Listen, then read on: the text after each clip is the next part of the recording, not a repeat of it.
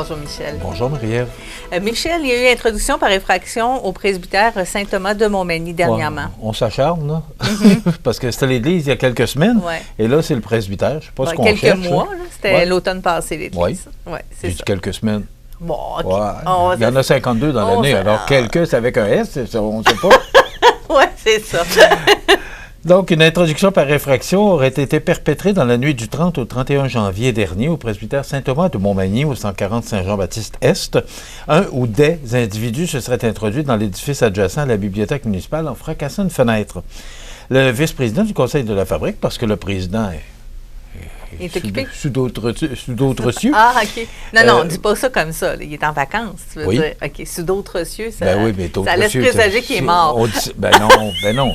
Okay. Quand on dit qu'il est sous d'autres cieux, sous des pays chauds. Ah, OK. Bon.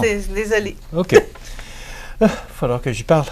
Alors, il a mentionné que le grand dégât à l'intérieur du presbytère Saint-Thomas, c'était le vol des équipements informatiques. Oui. Bien sûr, parce que c'est ce qui vaut le plus cher. Mais c'est l'information qu'il y a dans les systèmes informatiques qui... je ne sais pas si l'information peut être intéressante pour quelqu'un d'autre, mais je sais que pour les gens du presbytère, c'est important d'avoir ces informations-là. Oui, bien sûr. J'espère qu'ils ont les outils nécessaires pour avoir gardé tout le matériel qu'il y avait à l'intérieur. Et on est parti aussi avec un calice et des hosties. Mm-hmm. Le calice, je peux comprendre parce que c'est quand même un objet de valeur. Mais les hosties, j'ai de la misère à comprendre. Je vois pas d'autre raison. Il y avait faim. L'individu a fouillé partout afin de trouver des choses de valeur. M. Nicole a ajouté qu'après cette introduction par effraction, le conseil de fabrique pensait installer un système d'alarme pour renforcer la sécurité des lieux. Bien, je pense que on devrait le faire pour le presbytère, mais aussi pour l'Église, parce qu'il y a quand même des objets de valeur à l'intérieur de l'Église. Mm-hmm. On sait que d'autres Églises ont été, se sont fait dérober leurs objets de valeur. Tous les objets sacrés, ça vaut de l'argent. Alors, et voilà, on n'a pas fini d'en voir. Hein? Effectivement. Le 6 de Chaudière-Appalaches réussit à recruter. Oui, bien, en effet, il a pu profiter des programmes de bourse et de formation provenant du ministère de la Santé et des Services sociaux pour attirer des étudiants et de nouveaux candidats au sein des établissements de santé et des services sociaux. On sait que c'est payant être préposé aux bénéficiaires avec le programme que le gouvernement avait instauré, offerte depuis 2020 par les centres de formation professionnelle. La formation accélérée pour devenir préposé aux bénéficiaires a été bien populaire au cours des derniers mois. On comprend. Mm-hmm. En effet, depuis mai 2023, 105 préposés aux bénéficiaires ont été formés et ont débuté à travailler en CHSLD ou à l'hôpital en plus de 92 étudiants en cours de formation qui termineront plus tard le 1er mars prochain. Tant mieux. Parce qu'on en a besoin. Oui. On sait qu'il y a une pénurie de main-d'œuvre dans tous les secteurs d'activité, principalement dans les services de santé. Donc, c'est bienvenu. Si c'est l'argent ou si c'est le salaire qui peut attirer ces gens-là, bien, tant mieux. Bien, moi, ça me fait dire que si on montre qu'on a vraiment, on a besoin des gens, on arrête de le crier, puis on fait ce qu'il faut pour attirer les gens vers ce genre de programme-là, bien, c'est sûr que si ça fonctionne, tant mieux. Ben oui. Enfin, on a fait le pas qu'on avait besoin de faire. En terminant, toutes ces nouvelles ressources viennent bonifier les équipes de gens en place dans les différents services et programmes du CI3S de Chaudière-Appalaches. Michel, hier soir, il y avait conseil municipal du côté de Sainte-Pétronille. Ça fait tellement plusieurs semaines qu'on parle de ces problèmes-là du côté de Sainte-Pétronille. Tous les yeux étaient rivés sur le conseil municipal. Oui, effectivement. Puis il y avait du monde. Malheureusement, tout le monde a pu entrer à l'intérieur de l'hôtel de ville, ce qui a frustré certaines personnes parce qu'on avait des questions à poser.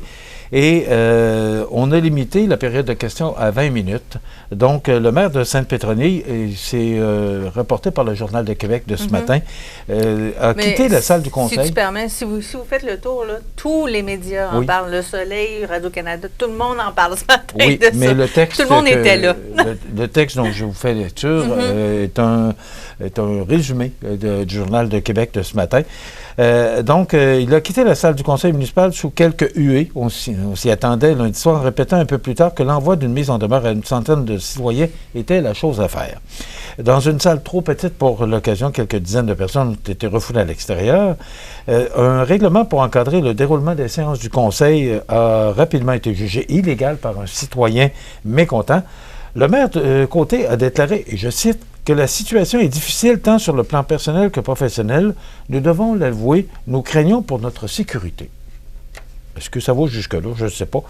Nous demeurons convaincus que les décisions que le Conseil a prises au cours de la dernière année étaient les bonnes, a-t-il notamment expliqué.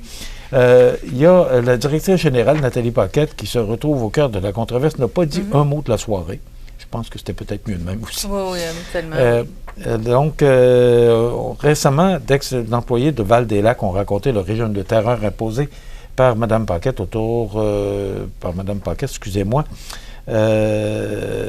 qui était leur ancienne directrice générale. J'avais perdu ma ligne.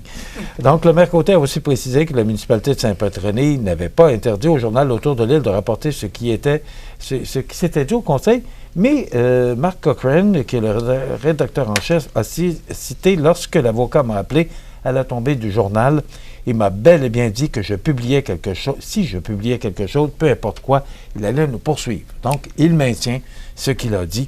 Alors, c'est une histoire à suivre, c'est pas terminé. Absolument. J'ai l'impression que tant que Mme Paquette va être là, il y aura de l'insatisfaction. Michel, ce soir, c'est l'ouverture officielle du BMR de Montmagny qu'on a vu travailler dans les derniers mois. Donc, c'est officiellement ce soir. Oui, je serai là avec Mario Lacombe, notre caméraman, pour prendre les images et prendre une entrevue de Michel Delisle. 5 millions d'investissements à Montmagny quand même. Oui, et l'entrevue sera diffusée ce vendredi sur nos ondes. Aussi, demain, à l'émission, on vous propose la chronique culturelle avec Mireille Soucy. Et il y aura également un bout d'entrevue avec Ismaël Mouaraki de Destin Croisé. Et on va parler de la semaine de prévention du suicide avec Hugo Fournier, qui est le PDG de l'Association québécoise de prévention du suicide. Sur ça, bonne journée.